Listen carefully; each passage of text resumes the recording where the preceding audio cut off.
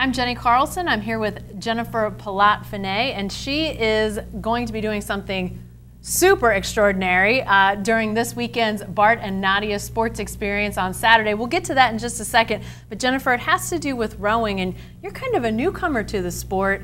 It's kind of a interesting journey, I guess you could say, that got you to this point. Rewind us a little bit on how you came to row. Well, I initially started rowing I would say the end of May, and my intentions were to get on a boat and build some endurance so I could improve my fitness capabilities.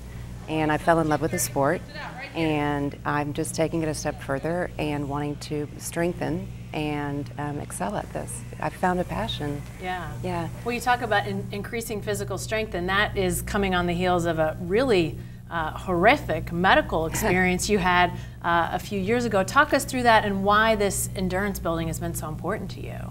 Well, I was living in France and I got very sick. What started with pneumonia became something very, very serious, and I was in a coma for 3 months, fighting for my life.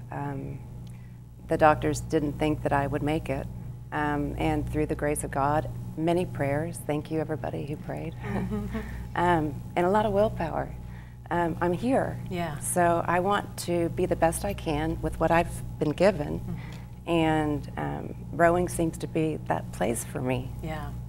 Part of your recovery, or part of your, I guess, the saving of you meant you lost part of your legs, and so now wearing prosthetics and finding sports that can allow you some versatility. Why was rowing such a fit for you? Well, I've always thought of myself as a water baby. I mean, loving the water. You know, we spoke about not being able to run and jump in a pool or go sailing, or things that you never think that, you know, you don't think twice about it. I'm a bilateral amputee, and I don't have feet. And so prosthetics are a way to lead a fulfilling life. And it's something that allows you to walk to the store, or, you know, to school, or, you know, whatnot. Yeah. Yeah. It's just such a strong statement, though, to get in that boat and get on the water. And I would think it is so. It's exert amazing. yourself. Well, in being on the water, it's such a liberating feeling. You basically are free. You can go fast, you can go slow, you can look at the animals alongside, or, you know, when you're training, you go fast and you just give it your all. Yeah. You know, I certainly feel like, you know, you should try and be the best you can be with what you have. And if you don't use it, you're going to lose it. Right. So, yeah. Well, and you have pushed yourself to a limit, and now you feel like you need some additional help in some different prosthetics to potentially allow you on the water more.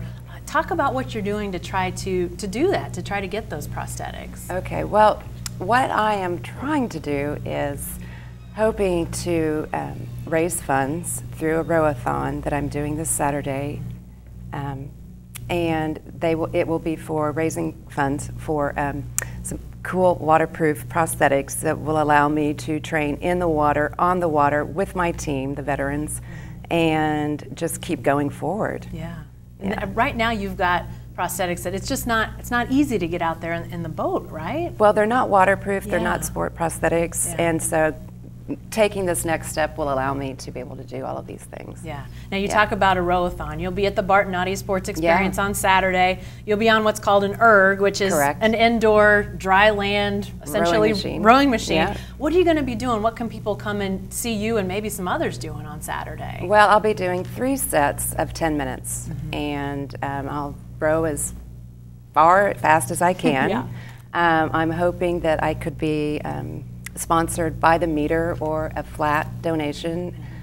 Scott Sabelich has generously offered to kick off my campaign with a $500 donation. And Scott's obviously, he's the prosthesis here in Oklahoma City, who's well known, who has outfitted so many athletes, Paralympic athletes, with prosthetics over the years. He obviously understands how important this is. You hope to not only continue to row and build your strength, but potentially become a Paralympian one day. Well, that would be a dream come true. Yeah. Yeah. I'll give it my all.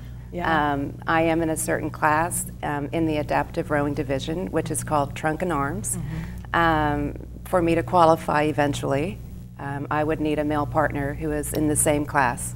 So if there's any T8 rowers out there that are male, I'm certainly open to. Or men who want to be exactly rowers. Here we go, learn together, Absolutely. right? Well, people can come on Saturday and cheer you on Please and do. give money, but it'll be fun. You're going to be trying to row a long ways in 10 minutes, and you need all the applause and help you can get, I'm sure. Absolutely. Yeah, all right. Well, come and support Jennifer on Saturday at the Bart and Nadia Sports Experience.